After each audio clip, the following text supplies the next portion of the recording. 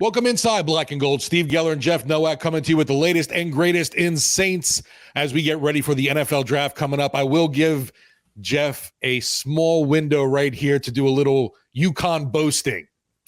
Ooh, I don't even think it's necessary anymore. It's like, yeah, expected, been there, done that. We smoked everybody. We were talking about yesterday or early before we came on, like, they didn't just win the last two titles. They won in such a way that I never felt stressed as a UConn fan at all. The most stress I felt was like with like 12 minutes to go against Alabama, where this like gangly looking white dude was making a bunch of crazy shots. I was like, this can't last forever. And they got it to tied. They were tied in the second half. And I think that might be the first time that's happened, that a team was tied with UConn in the second half of the last two tournaments. Yeah. And I can't iterate enough how insane it is that UConn basketball exists in the form that it does. Like, go Google Maps UConn, Google Earth UConn, and appreciate that this is literally a school sitting in the middle of a cow pasture in Storrs, Connecticut, about 15 minutes from my hometown, which is Willimantic, Connecticut, which 60 Minutes playfully dubbed heroin town at some point in the early 2000s. Wow. Like, not an area that you would be like, oh yes, college basketball mecca over there. No, it's nothing. There's nothing to do. And I think that's kind of what happens is, and Ray Allen said this, is like, there's literally nothing else to do there. It is a basketball laboratory. There's nothing else you can do but go to the gym and get better. And I don't know, maybe that's it. But you know, you look at like UConn men and women over the last like 25 years. Like Dan Hurley was like, UConn has been running college basketball for 25 years. He said that after the game. And on its face, you're just like, on its face, you're like, wow, what a bold take. And then you look and it's like, no, they kind of have. Since 1999, they've won 6 men's titles and what, like 12 women's titles? That's crazy. Unbelievable, anyway. Right? But yeah, and the only complaint anyone who could have had prior to this was, they haven't played anybody. They hadn't played anyone better than a 3, even though they went on a 30-0 run against the 3. Still, they haven't played any. Well, they played like objectively the second best team in the country, and Purdue hit 1 3 in that game. How is that even possible? They only took 7. Why? And poor Drew Brees in his sad Purdue jersey. Yeah. Did you see him on the pregame show? Yeah. Poor guy. The last 2 times he's been associated with Purdue was the 2022 Fiesta Bowl, and they got shellacked by LSU. And then this one where it was just like, that's the second best team in the country. And they lost by 15. So anyway, this is not a UConn men's basketball podcast, but Steve, I wasn't planning to talk about this. This is Steve's fault. I had to have time to give your flowers to him. Come on. Yeah. The only thing I'm mad about is like last year I won all my bracket pools because I picked UConn because I'm a UConn homer. This year I came in third because the 2 people above me also took UConn. Anyway, this is a Saints podcast. We're going to talk about Saints stuff. And like we promised at the end of last week and last week's episode, we're going to do a breakout players episode today. And I think it's a good time to do that because we're getting closer to draft season, but we're at that time where we've talked about all of these prospects as much as we're going to. All we're getting now are these bullshit unsourced reports about how Malik Neighbors has character concerns, right? Oh, you won't put your name on it, but it's almost like team drafting 10th wants Malik Neighbors, A.T. Perry dropped because of character concerns that he literally does not know what they are. Right. Like that happens. So anytime you're like looking at the reporting and being like, that seems like it's designed to benefit a team that couldn't draft him if he goes number 8, right? So anyway, then that's the Falcons. So maybe it is 8. I digress. But so we're not going to talk about the draft so much. We're going to talk about players on the Saints that will be breakout candidates for us, which I think would inform some of your decision making as you decide, okay, how much do the Saints really need a player at this position, at this position, at this position, or would they be better off trusting the players they have? So I think that's going to be a fun little segment. We'll do 2 segments. We'll do defense in the second segment and offense in the third segment. But first, this segment, we don't really have enough news. Not much has happened to call it a rundown, but there are a couple things I want to go over. Derek Carr went on Instagram, started talking to people, and he had one really interesting answer that I want to get into. Because it hits on a topic that we've talked about previously. And then we also heard from Bobby Hebert, who talked about the offensive tackle position, which the closer we get to the draft and the season, the more dire it seems. Like you don't have a quarterback that can survive not having a tackle. Like you don't have Jaden Daniels. You don't have Caleb Williams. You have Derek Carr. You don't have a guy that's going to run around and make these bad tackles look better. So it's concerned. So we're getting to that. But first, did you catch any of the Derek Carr on Instagram stuff? Yeah, I saw, and I figured folks would be mad. He's not in Louisiana right now. He's in he's hanging out in Nevada. Well, I mean, that you live where you live, right? Like, I'm never going to hold that against you. I got mad about the Mardi Gras stuff because I don't think it's unreasonable to expect the quarterback of the New Orleans Saints to go to a single. He can do whatever he wants. He can just go to a parade for 5 minutes, take a picture, and post it on Instagram to be like, yeah, I'm a part of the city. So I took offense to that, and people said, yelling at clouds, whatever. I don't have an issue with some guy not living here in the offseason. Like Mike Thomas lived in Malibu for his entire Saints career. Like I would live there too, So I don't have an issue with that. I do think the Instagram live thing that hit me was like, oh, he's not here right now. No, that's where his kids go to school. I don't have any issue with someone having a family somewhere that they lived for however long, right? No, and he did mention in the clip, like almost immediately, we're here in, the Vegas. We're going to be heading to New Orleans soon. So obviously, he's not just stationary in one spot. No, I'm sure they have a house there, right? Right, exactly. So I don't know. It takes a while. Maybe he's building a house. I don't know, but like it's tough to do that in one offseason either way. So basically what happened, Derek Carr went on Instagram, posted, hey, send me questions. And he didn't go live, but he did post them on his story. So you couldn't go find them now. I kind of got to this late in the game because I was tied up during the weekend and I didn't get to his story in time, but I was able to kind of cobble together some of these answers. And there's one that I found particularly interesting, but first I want to play this one because I just find it funny. It's a great one. I love these. Like when we had to win 4 of our last 5 to even have a chance. Yeah.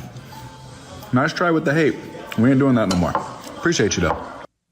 Basically, someone said, this is what the question was. It says, show up when the game is winnable, not when we are down 20, and stop scamming us. Which, first of all, is just kind of funny. Like, I appreciate that. It's a good line.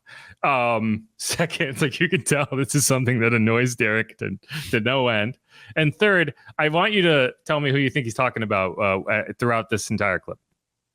This is a great one. I love these. Like when we had to win 4 of our last 5 to even have a chance. Yeah. Nice try with the hate. We ain't doing that no more. Appreciate you, though. Anything come to mind? Talking about former wide receiver on the Saints. Yeah. What does he mean? We ain't doing that no more. Right. It seems targeted. But no, yeah. And it is funny because it's like, you can look at it and say he's right. They did win 4 of their final 5 games. But the one game that they didn't win was one that looks a lot less bad than it was because they were down 20 in the fourth quarter and they ended up scoring a couple go-to-hell touchdowns. And, that was a game where it's like, hey, you need to win this game to control your own destiny, and you didn't. And so you still had a chance, but losing that game ultimately is what kept you out of the playoffs. So It's not unreasonable. At the same time, I don't think the story of Derek Carr's season is getting into big holes and having garbage time stats. There were a couple games where that was true, but I've never understood that take of like all of his yardage was in garbage time. Because if that's your logic, like they probably could have come back and won that Lions game if not for getting hurt, right?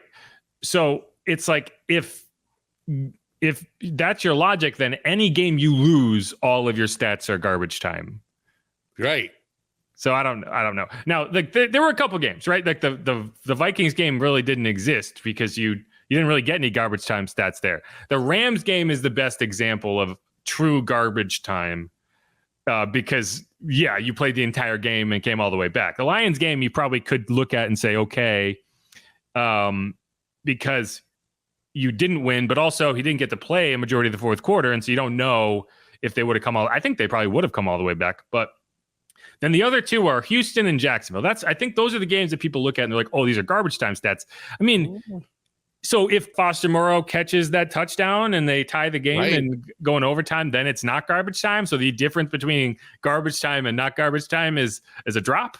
That doesn't make sense. So I don't know. That take annoys me because it kind of just erases any nuanced conversation about like what the season was and how and when Derek Carr played badly and why versus when he played at a higher level and they won some games.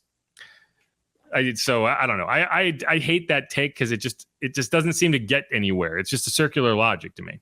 No, I understand the complaint with the Saints needing to start faster, and if there anything with this team, man, the offensive line obviously needs a huge boost from the passing game, and the run game was just abysmal last season, and it's still managed to come away with 9 wins. That's what's amazing to me too. It's like we're still not even talking about a 7-win team. They won 9 games a year ago, and it doesn't feel like that still. No, and don't get me wrong. I don't like seeing the team get in 20-point holes and have to constantly dig their way out of them. Like, that's a huge issue too. But like the garbage time stuff annoys me. I also wanted to play that clip because I've seen that one circulated on social media, but only the last like 5 seconds of it as a joke. So I figured people might be interested in hearing the entire answer in the context of the question. But let's move forward to the really interesting answer that I think is pretty telling. And let's just play it. We play with them in New Orleans. That's who I love to play with. And boys, who's one guy in the past, like a pass receiver, you'd love to see Daddy throw to? Hunter. So, for context, the question is, who's one receiver who you would love to play with? And it's not saying like a guy you've played with before. It could be anybody. He could say Jerry Rice. Like he could say Randy Moss. Like, I mean, like he could say Plaxico Burress. Right? Like he could have said anybody.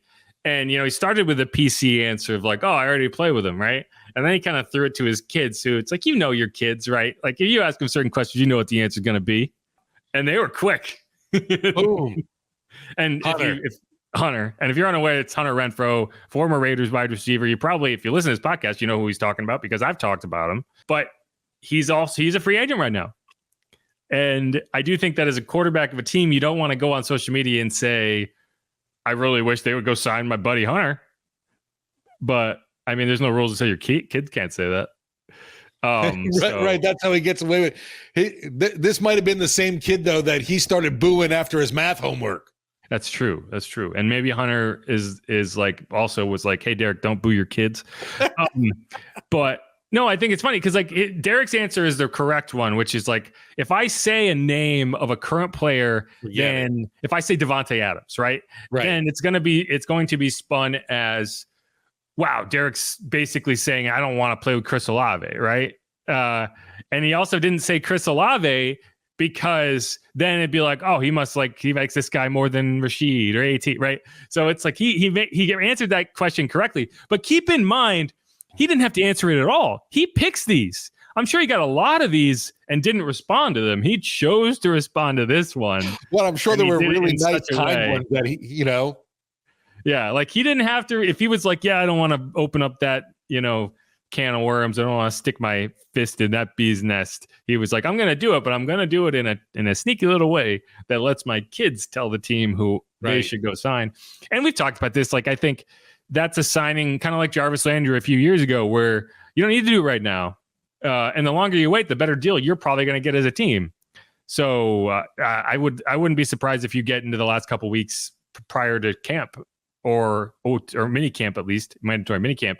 And you see all of a sudden, okay, it's signing Hunter Renfrow. Either way, I thought that answer was kind of funny because it's very thinly veiled. And his kids were like right on the money with it. It's crazy when you look at it. Obviously, you know the name Hunter Renfrow. He's not anybody that's going to wow you with what he's done. But man, 2021, an impressive 100-catch, 9-touchdown season. Yeah, 1,000 yards. Right. He's just a guy. He's just reliable.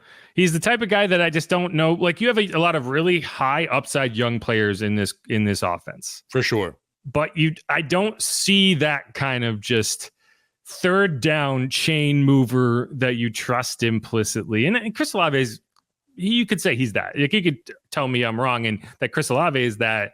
But I don't know. I haven't seen him necessarily be that consistently.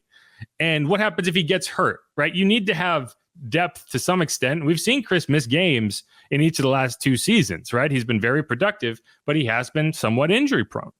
So who steps into that role if he's out?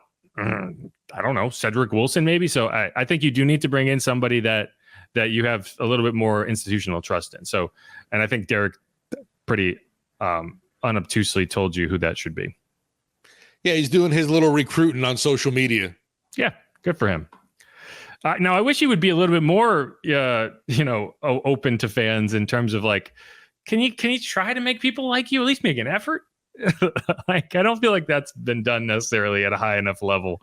And I get it. It's tough. You get a lot of criticism. You're the quarterback and things didn't go well. Saints fans, I think Saints fans are great, but they can be brutal when they feel like they are entitled to something and they don't get it. Okay. And you can argue that they should have gotten more out of this quarterback than they did in year one, but you could also argue that it wasn't that bad relative to the response you got. But at the same time, I don't care, Derek. If that's your excuse for not going to Mardi Gras or whatever, that's what people told me. They were like, oh, he's just worried that they're going to be mean to him. So what are you, 12? Like that can't be the answer. And to be fair, he didn't say that. People told me that on his behalf. Right. A lot of them in comments on YouTube videos. But like, if you really believe that's the reason, then that's an even bigger issue.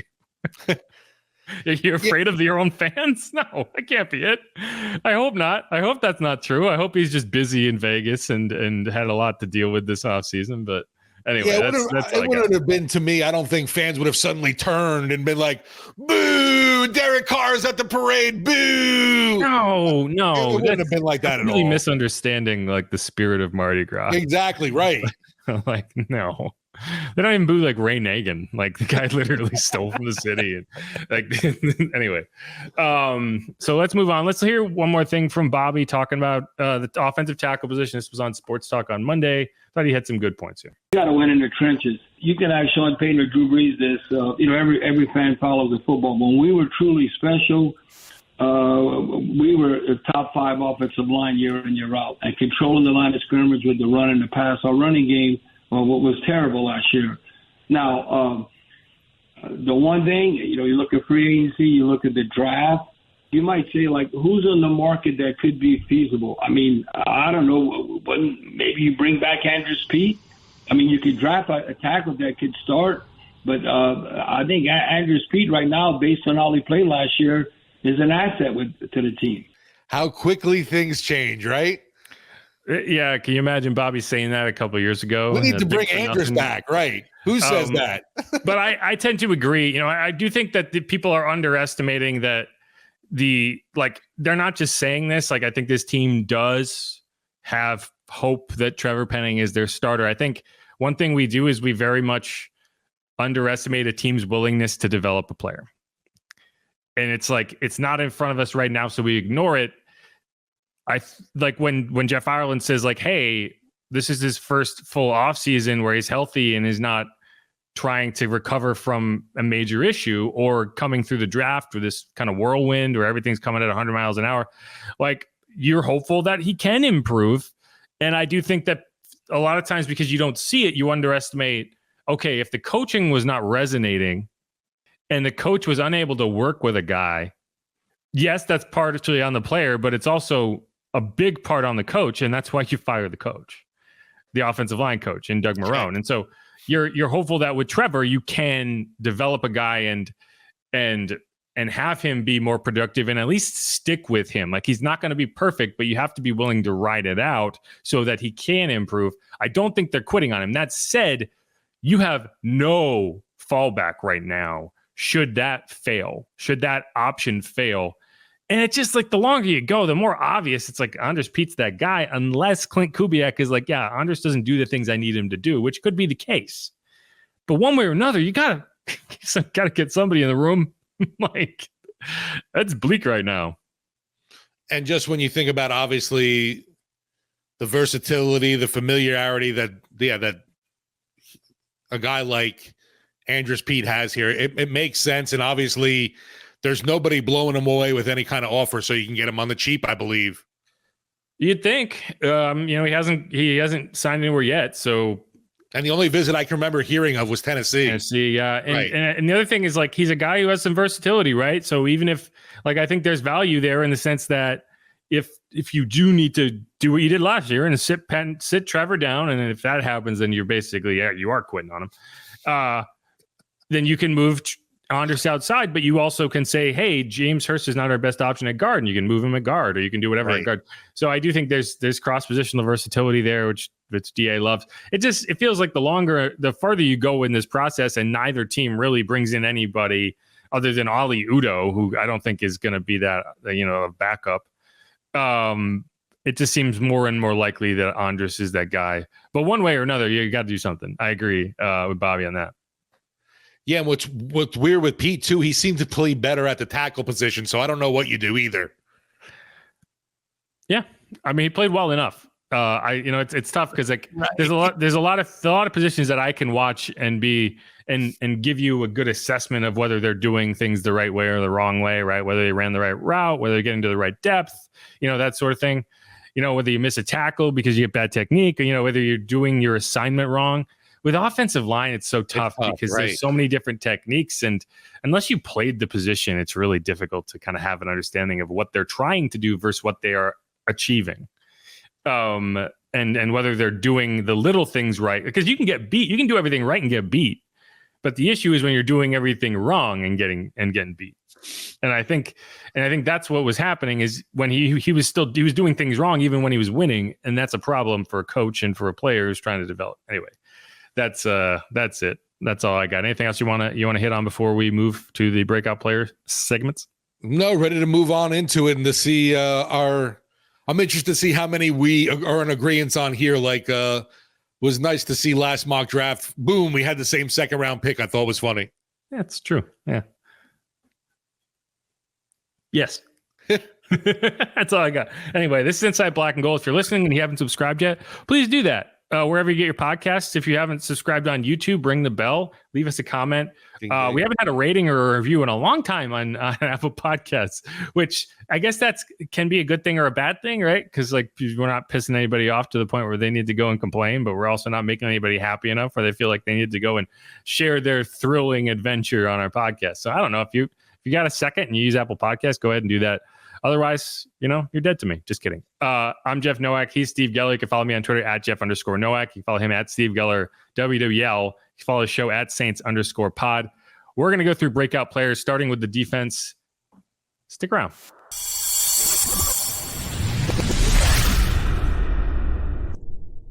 And we're back on Inside Black and Gold. I'm Jeff Nowak. He's Steve Geller. As promised, we're going to go through our breakout players, or the players we expect to potentially break out in the 2024 season.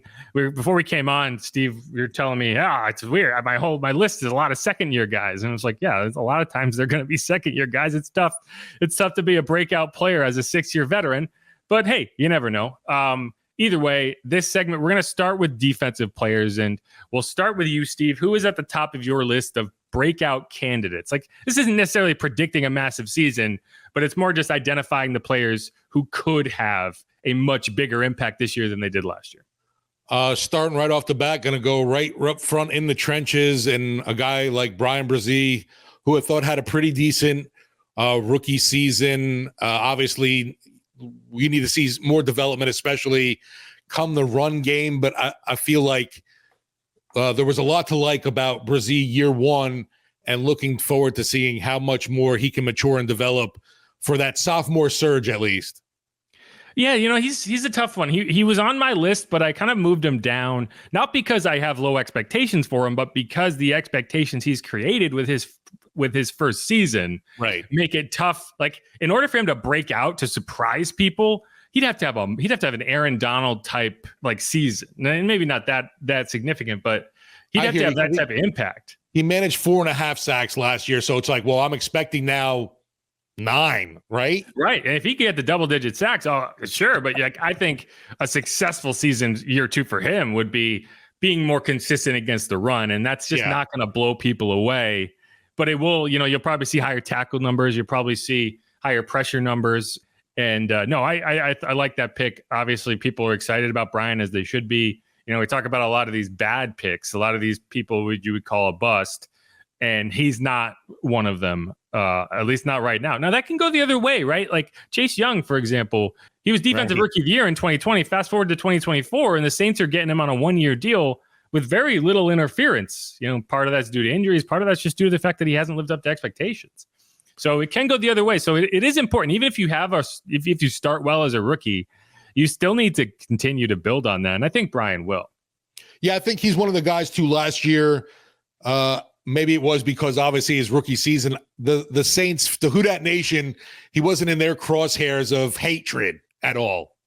No, because he was performing and you were seeing the impact. And a lot, it's funny. A lot of that I think too is like media reception, where everyone's talking about how good he's doing. So even if you don't really pay attention that closely, you're like, oh, they hit on this pick. All right. He's doing something positive. So we do have a role in that, right?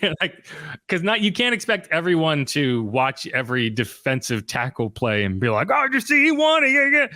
Anyway. Because it's just the trenches are so tough. And I feel the same way about offensive line. Like so much of the time, the criticism thrown at offensive linemen is based on the people you're hearing, the people you trust to be critical of, the analysts you trust. And so, no, I think that's part of it. Moving forward, my first name on this list is the other top pick from the 2023 draft, which is Isaiah Foskey. And I thought Dennis Allen's comments on Isaiah were interesting, but also just pretty honest in terms of, he's asked what Isaiah has to do to make a bigger impact, to be a breakout player in year 2. And this is what he said. Number one, he's got to cut it loose. I think this last year, was a big learning year for him.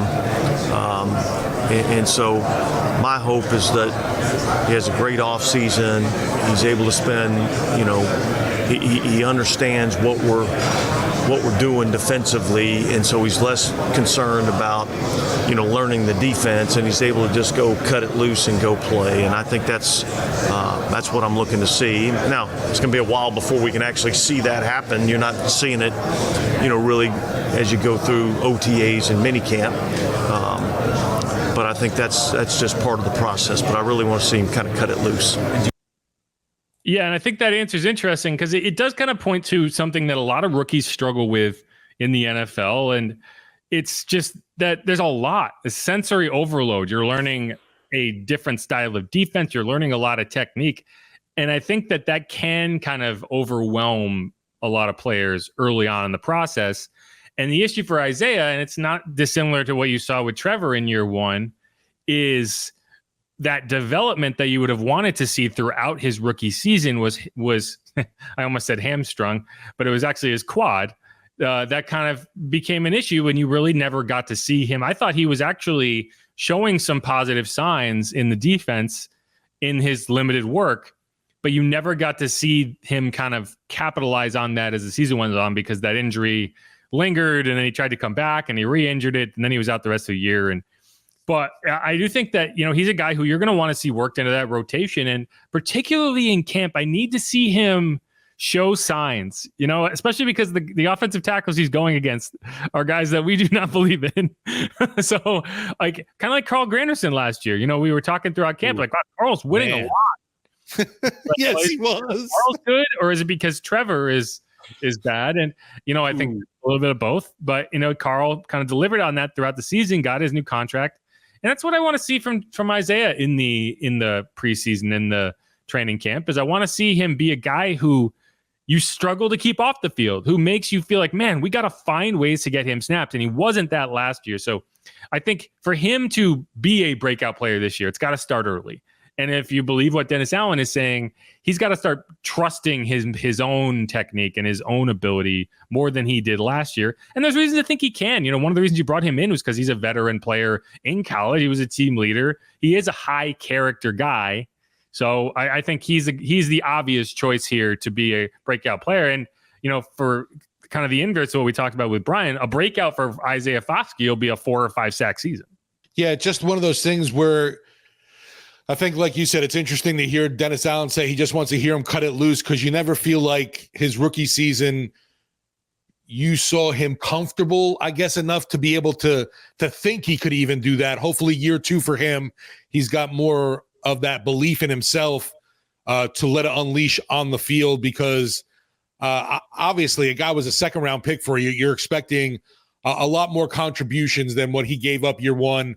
And I don't know if my questions are more for him in the run game or actually as a pass rusher. Well, I do think that's part of him getting on the field is being more trusted in the run game. And, if I had to pick a player that on this team that I think he has similar traits to, it'd be Cam Jordan. He's a little bit more athletic than Cam Jordan, but from a physical standpoint, they're similar. And so hopefully he can kind of be a sponge on Cam Jordan and learn all of those things.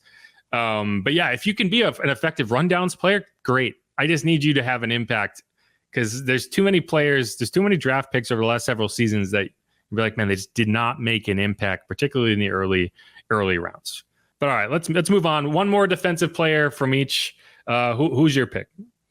I'm going to go with the guy that is really out of necessity too, because no more Marcus May, and let's see what Jordan Howden can do in his second season with this team. He showed, I thought, some pretty good promise year 1.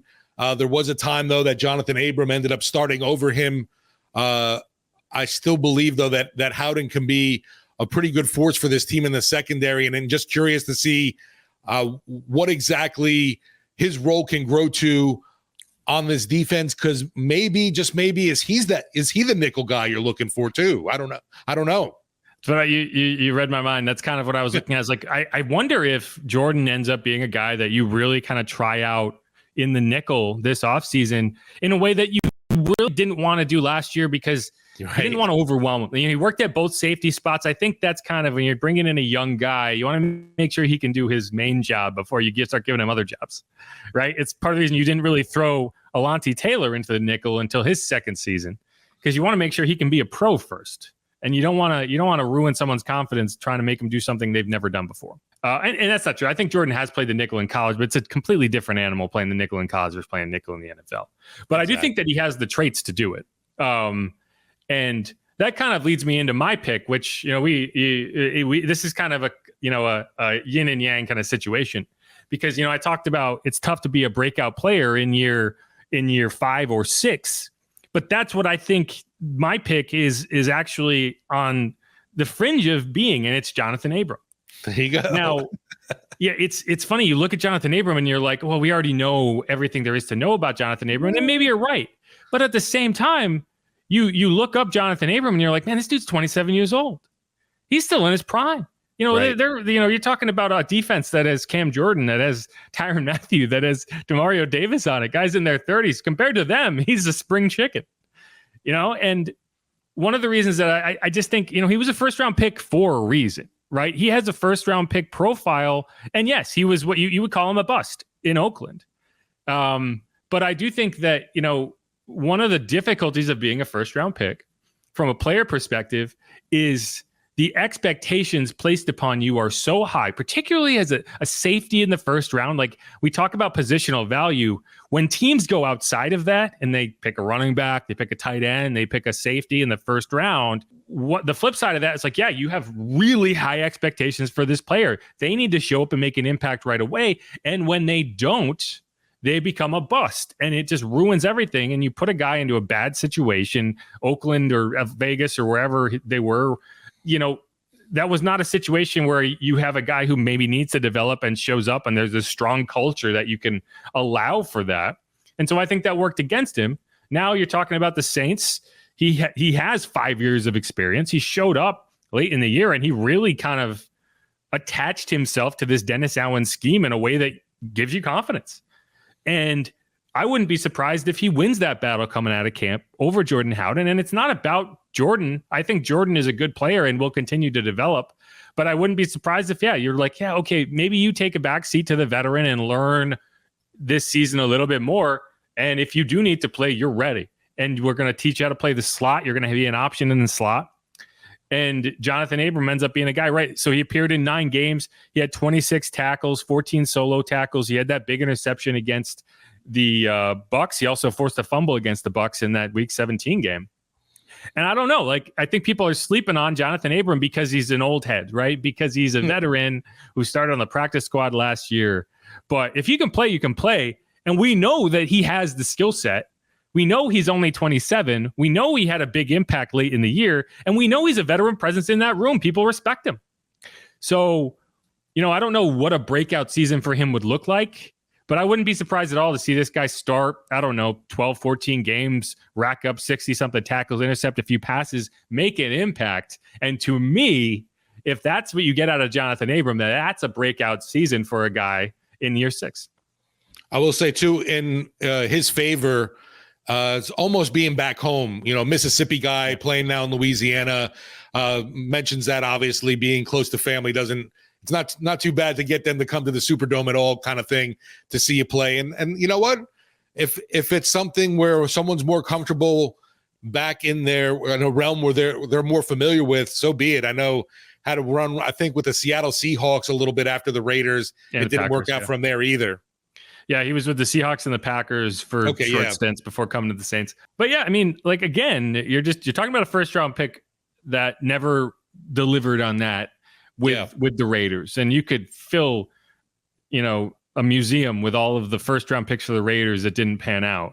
And is it all because the players were not capable, or is it because the Raiders were not capable of developing those players? I think in some cases, you could probably point to the player and say this was a bad pick because the player wasn't good enough. But in a lot of instances, and I think more instances than a lot of people think is the case, players that could develop into quality NFL players have their potential careers torpedoed by an organization that can't get its head out of its ass. And I think if any organization you could qualify that as, probably the Raiders for the last decade. No, anyway. I like the pick just because I don't consider Abram has reached his peak as a player at 27 years old for sure yet. I mean, I think that's a good way to put it. Like, I wouldn't say that he's on the backside of his career. Right. If you like, I'm not saying this guy's going to be peak Troy Polamalu. I'm saying if you can be a quality NFL starter at 27 years old, I mean, come on, why wouldn't that be possible for a guy who now understands the game a little better as a year in a scheme and worked his way up off the practice squad? The thing that really stood out to me last year, if you remember the Rams game, and this is just, it has nothing to do with being on the field, but it just feels like something that you have to have respect in a room to do this, is if you remember, Alontae Taylor got benched. He was sitting on the bench pouting, and I don't say that in an insulting way. I mean, he was like, it's a frustrating moment. You got benched and you take it in type of ways. He wasn't over there berating anybody. He was just sitting on the bench frustrated. And, the guy who I saw walk over to him and kind of get in his face and be like, hey man, pick him up, was Johnathan Abram. Now, a lot of people talked to him. Derek Carr talked to him. A couple other guys talked to him. But the guy that I felt like was really resonating in that conversation was Johnathan Abram. And when Jonathan got done talking to him, Alontae stood up, went and stood over on the sidelines and approached the rest of that game with a much better attitude. And I don't know. Like, I like that. That's what I want to see. That's why one of the reasons I gravitate toward Tyrann Mathieu is because he's that kind of guy, a guy you respect in that room and a guy who can lead other guys, even if he's not a starter. He wasn't starting at that point. He started the next week. But yeah, anyway, I was kind of going through this and I was like, there's some obvious choices, right? There's some other guys that you could pick. You could say Carl Granderson, maybe he breaks out and has a 12-14 sack season to really kind of, come on. Again, you mentioned Jordan Howden. I think there's a few pieces of this defense that could have a big impact that we aren't anticipating. I think Johnathan could be one of them.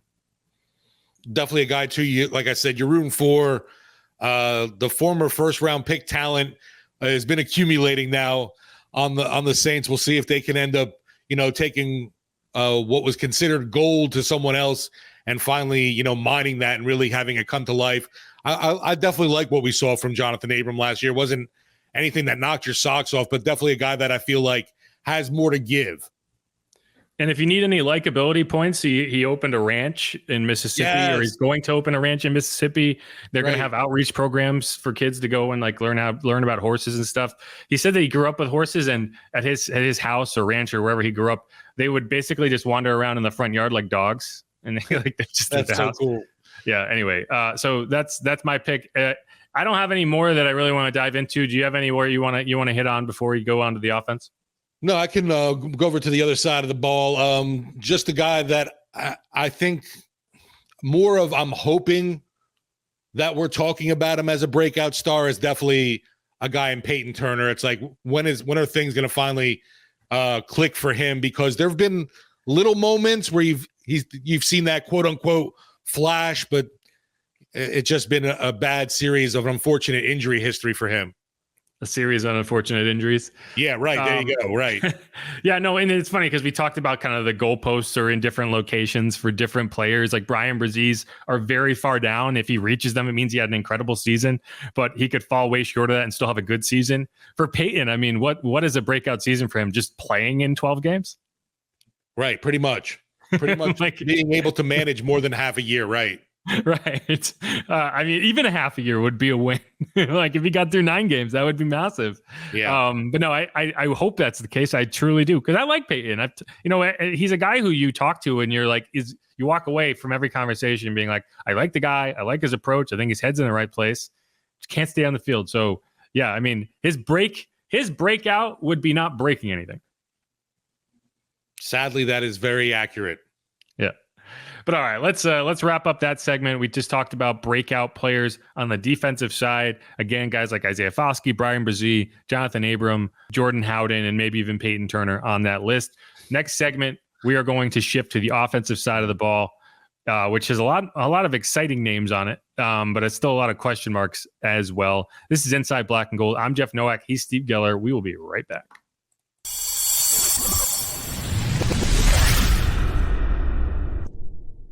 And we are back. One more segment to go here on Inside Black and Gold. It's a podcast about the Saints. So we're going to talk about the Saints, even though Steve teed me up for UConn earlier. We're not going to talk any more UConn men's basketball, even though they're the best team in the land for another year. But we are going to continue our conversation about breakout players, breakout candidates for the Saints in 2024. We just spent a whole lot of time on the defense, so let's shift over to the offense. Steve, I'm going to start with you again. Who is your kind of top pick for a breakout player on the offense this year for the Saints? It's a guy that we thought we were getting teed up to have a breakout year a year ago, last season, and it wasn't just you, wasn't just me. Anybody that went to Saints training camp was really writing down the name Juwan Johnson a ton, pushing it out there. I've had friends in different states still mad at me for their fantasy drafts and taking Juwan because you said he was going to be this monster on the field for them, and it really just didn't materialize. That breakout year in 2023 for Juwan finished it off a lot stronger than he started it, and I know injuries were an issue, so hopefully a healthy Juwan will lead to that breakout year for Juwan Johnson in this offense. Unless you end up going drafting a guy like Brock Bowers, and I don't know what happens to Juwan then. Yeah, that's the tough part for me, and it's like this is the same breakout we were predicting last year, and it didn't happen. Now You can look at that. I think that calf injury affected him more than he was willing to admit. I think he tried to play through it, didn't work, and I think that affected the chemistry that he could build with Derek. And once you saw that kind of connection materialize, those final 4 games, Giants, he had a touchdown in 3 consecutive games. He had one against the Giants, one against the Rams, one against the Bucks. And that Bucks game, which was another game, he injured his shoulder on the first drive of that game on a touchdown catch, or the play before a touchdown catch, and still went on to get 8 passes for 90 yards and a touchdown. And he took over that game. Like there were points where he was just unguardable. And that's what we thought we were going to see a lot more of this season. We just didn't. But I do think that guy is in there. I really do. And when he was on, this team was on. This offense was on. So, yeah, I think you're right. I think there's a scenario where they go and draft one of these top-end tight ends, and maybe you supplant Juwan if it's a Brock Bowers. If it's a Theo Johnson or someone like that, he probably takes a backseat this season, but you still kind of see down the road, you're like, all right, I think this guy's going to be the tight end.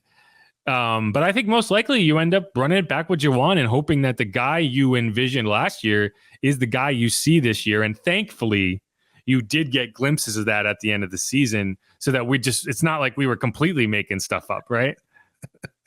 It's sort of like I said, in the beginning, it felt like, and you're like, man, I feel awful for all those big recommendations I was given.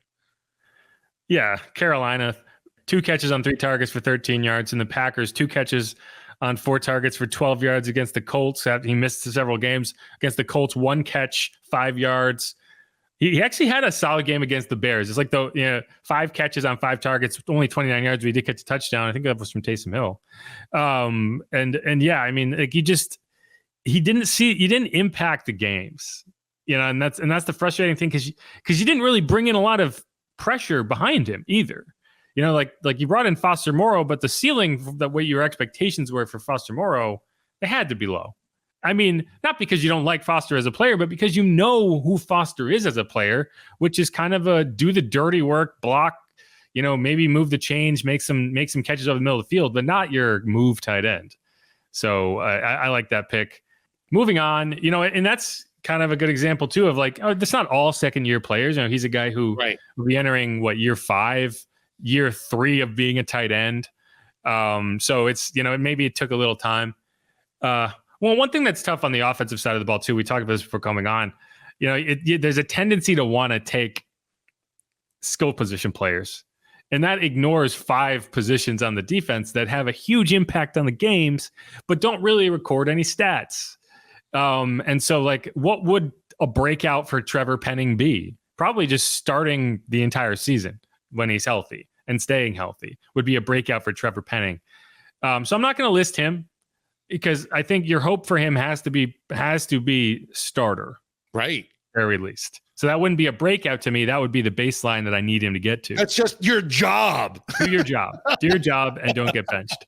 And you could call it a breakout if you want. I'll just call it thank you.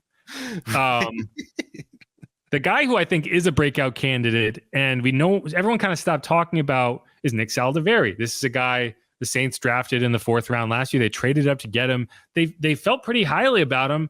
They were always planning to move him into guard. And is he a guy who can contribute?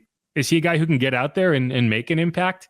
Like, I don't think James Hurst is a great option at guard. I love James Hurst as a locker room guy. I think he's a solid backup. Like, he's a good swing backup. There's value there that he could come in a pinch at virtually any position other than center and play well enough.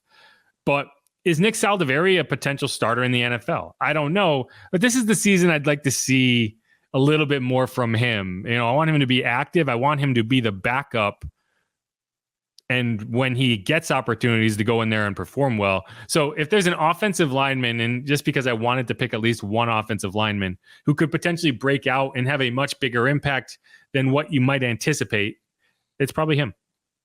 Yeah, going through stuff. Obviously, I wanted to mention Penning as well, but yeah, it's like breakout though. I can't really categorize it as that. Saldiveri though too was definitely on my list of potential guys there, and yeah, curious to see. I mean, he's almost a necessary guy that you need at this point to develop and be a part, if nothing else, the rotation of guys on the offensive line, because it's slim pickings right now. Yeah, what I'll say for Nick as opposed to Trevor is that the reason these situations are different to me is, Nick was always a guy that you anticipated having a redshirt season. Like, this was never a situation where you were like, okay, yeah, definitely first guy off the bench from day one. No, he's at an Old Dominion, a smaller school. There's going to be a little bit more of a ramp up for him, but you got a whole year. He was healthy all year. So there was no missed time. There was no missed assignments in terms of like, okay, this is how you're learning. This is what I need you to work on. You need to have worked on it. You need to have gone through the off season and gone through a program and fix anything that you're deficient at. And then I need you to show up at OTAs this year and be a guy that, is in contention to start. Now, you don't have to start. I don't need you to start, but I do need you to be in the conversation. I need you to push a guy like a James Hurst or whoever else. Maybe not Cesar Ruiz, because I think he is entrenched, but that's what I want to see from him. Moving on from that, who's your next offensive guy? Pretty easy one, I think here. A guy that was a 3rd round pick for the team, running back Kendra Miller. Rough go overall, dealt with injuries year 1, an offensive line that didn't help much. Did get his first touchdown of the year against the Falcons in the proper form, not in a cheap lineup that was designated to be a kneel down at the end of the game. We won't talk about that though. It was a nice one too. It was exactly. I'm going to do this myself kind of touchdown. See a lot of promise in him, and definitely someone who I think could, it's tough to even say break out, but at least show why he was a 3rd round pick this season. Oh, I disagree. I think you're spot on with the breakout. And, he's kind of funny because he had a very similar season to Isaiah Foskey in that you saw some nice moments. Like you saw a guy who you're like, I think he could contribute given an opportunity, but then he got hurt and he missed a significant chunk of the season. The biggest difference between Kendre and Isaiah Foskey in terms of expectations here is Kendre was able to get back for week 18 and not only played at an incredibly high level. He was the offense at points of that game, and you would give him the ball and you would just be like, well, there it is. There's that burst. There's that spark I've been missing from the run game. And like you mentioned, that touchdown, I mean, that play was dead. And I think it was a big play. I think it was a 3rd down play in the red zone, an area the Saints, had struggled to score in, not at that point. They had actually turned it around by that point. But when they were struggling, it was because they weren't getting in from more than a yard away. Like it was either you run it in from the 1 yard line or you're kind of stuck. And you didn't have plays like that where the running back got the ball in space and just made a guy miss. I think he made Jesse Bates miss in the hole. And, this was a dead play. It was a toss, like a wide toss. And he gets to the kind of the inflection point of that run and he's like, I'm not getting there. So I guess I'm just going to put my head down and try to run through a guy. And that's what he did. He made a move. He made Jesse Bates miss and he got into the end zone. And, you don't need a lot with Alvin Kamara to have a successful offensive attack. Alvin does so much, but you do need a counterpunch. Yes. And that was what you thought you were going to get with Jamal Williams, and whether it was due to an injury that slowed him down or just, maybe he's just getting, he's at that point as a running back that you do lose a step pretty quickly and it's tough to gauge when that is. So I don't know. We'll see what happens when he comes back this year for training camp. It was just a massive drop off, obviously, from what he did at Detroit to then nothing. Right? It's crazy to see that drop off that quickly, particularly in short yardage. If he was if all he did was come in and be effective in short yardage, you'd be like, well, okay, that's what we wanted. He wasn't that. So that's why when Kendre got out there and you gave him the ball, and suddenly it was like he's ripping off 8, 10, 12 yards, and he's knocking people back, and it's like that makes life so much easier as an offense. And you watch the Saints operate in that game and you're like, man, okay, this is what I was expecting to see. And so, yeah, I mean, I don't know what a breakout for Kendre would have been. What were his stats at the end of the day? They were pretty low. Yeah. 41 attempts, 156 yards. Obviously that touchdown, he also had 10 catches. So he did show he can catch the ball. And he had that nice diving catch in the preseason from Jameis. So the hands are there. But yeah, I mean, if you end up getting him somewhere in the range of 500 rushing yards, 5 or 6 touchdowns, that to me, that is a significant breakout. Yeah. And I'm anxious to see obviously what he's able to do in the receiving game, because not much was thought of when he was, coming in initially from the Saints, but I definitely love this kid's confidence too. And I want him to be able to unleash that as well, because when he got first drafted, he came in right away saying he's coming for that number 1 spot. And obviously that didn't happen year 1. So maybe he can make it happen this season. Yeah. And I just think that pairing of him and Alvin, it's a lot closer to and I'm not, if everyone's going to say, oh, you're comparing him to Mark Ingram. I'm not, but I am just from a skill set perspective, it's a lot closer to Alvin and Mark Ingram. And why I say that is Latavius Murray was solid in that role, but it was always a tell when he was on the field, because he just wasn't a guy you would ever put in there to go run around and catch a pass. And I think Mark was enough of a threat to do that it did keep defenses a little bit more off balance than a Jamal would or a Latavius did. Whereas Kendre, I think he has kind of that marking room. Like if I had to compare him from a pass reception perspective, he's a lot closer to Mark than he is to Alvin, but Mark was good enough as a pass catcher. And totally know what you mean, right? And I like that ability to be a little bit more unpredictable in your sets, and I think that does a lot of that. One more guy here. And I kind of put this in the category kind of closer to the Bryan Bresee, where we talked about in order for him to have a breakout year, he has to have a huge year just because of the expectations he set for himself after last season. And for me, that guy is Rashid Shaheed. Now, Rashid is going to have to do a lot in order to have a breakout year, a breakout performance, because, he was such an elite deep threat that it's going to be hard for him to top that part of his game. 46 catches, 719 yards, 5 touchdowns. Yeah, like he was that guy that stretched the field in a way that you just haven't had in recent years.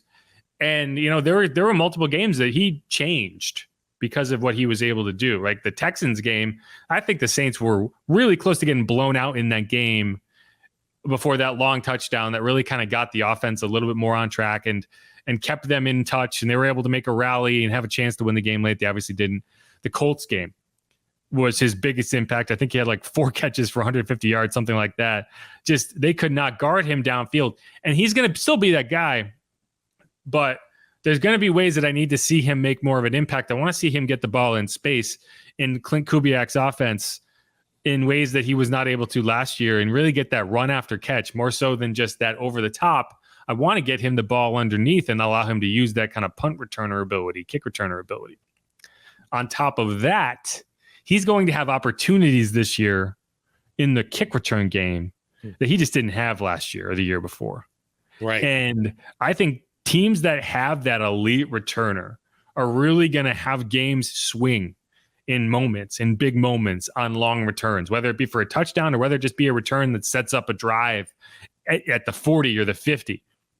And I think from a return perspective, now that you bring returners back into the game, he could have a huge breakout in that part. Now, he's already, like, as a punt returner, he was an all-pro punt returner.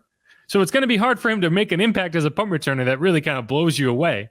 Maybe if he returns 2 or 3 kicks. I think you have a guy who you could see returning 3-4 touchdowns in this new kind of setup, assuming they kick him the ball. But it's tough. And I think he's a guy who, without Michael Thomas, you kind of open up that ability of a guy to catch, 60, 70 passes with more targets. Chris Olave is obviously going to be the primary. And maybe if you bring in a Hunter Renfrow or another veteran, they steal some of that target share. But I think Rashid is a guy who you're only kind of scratching the surface of what he can actually do. And he's another guy that missed time with injuries. So if he can be healthy, if he can kind of build that rapport with Derek even more, I think he could very much be a guy you're looking at 1,000 yards, 70 catches, 6-7 touchdowns, Deshaun Jackson type numbers. Yeah, for what you mentioned too, I'm definitely buying stock in Shaheed this season going into the year with a new OC and Clint Kubiak. I'm very curious to see what kind of, what he has Shaheed getting into. In no way am I saying that Shaheed is like a Deebo Samuel, but I think that Kubiak could end up using him in similar type ways. I agree completely.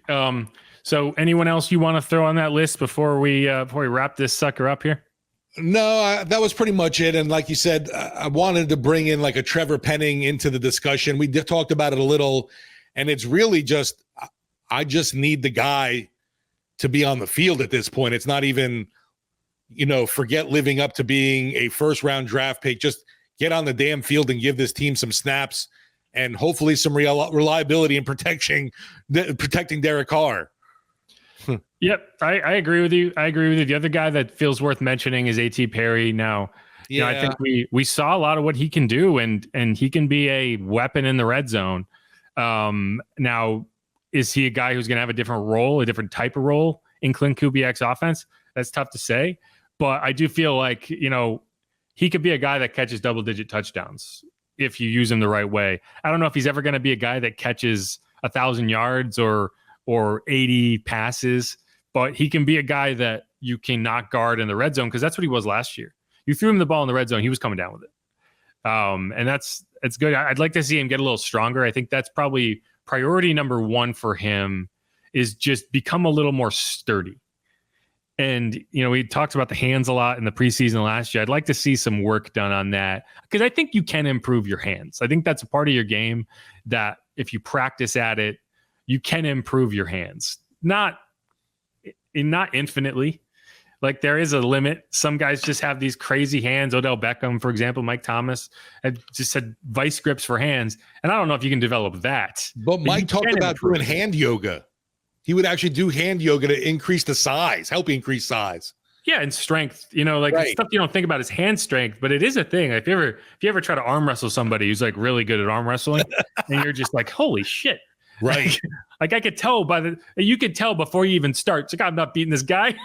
Like my hand feels like it's about to snap in half. Right. Anyway, but yeah, I'd like to see AT put some work in there, and I think he could be another breakout candidate. But it's kind of telling that the two of these guys are wide receivers, not because I don't have faith in them, but because you need them. In order to have a big season from an offensive perspective, you probably need one or both of these guys to have a breakout type season. And, that's a lot to ask. So we'll see. But either way, I think we have a pretty good list here. If you have any that you think that we missed, throw it in the comments. Right. Hit me up on Twitter at Jeff_Nowak. Let me know who you think is a breakout candidate. And, maybe we can do a kind of follow-up segment in the next episode. But I think we have a good one. So on offense, we have Kendre Miller, Rashid Shaheed, Nick Saldiveri, Jawan Johnson, and then at a lesser level, A.T. Perry and Trevor Penning. I think those are all a lot of young players, a lot of intriguing players that could have a big impact this season. We'll see what the team ends up adding very soon in the draft coming up. And I think everyone's expecting, though, that first round to be offensive line minded.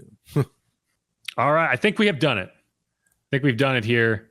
So I'm going to leave you with words of wisdom from your second favorite Saints quarterback here. Nice try with the hate. We ain't doing that no more. Appreciate you, though. What's he eating? Peanut butter? Yeah, it's like a dog that has peanut butter on the roof of his mouth. Maybe he just watched Mickey's press conference and was like, I could do that. No, that is the be all end all right there. Yeah. But all right, this is Inside Black and Gold. Thanks for listening. Appreciate you. See you next time.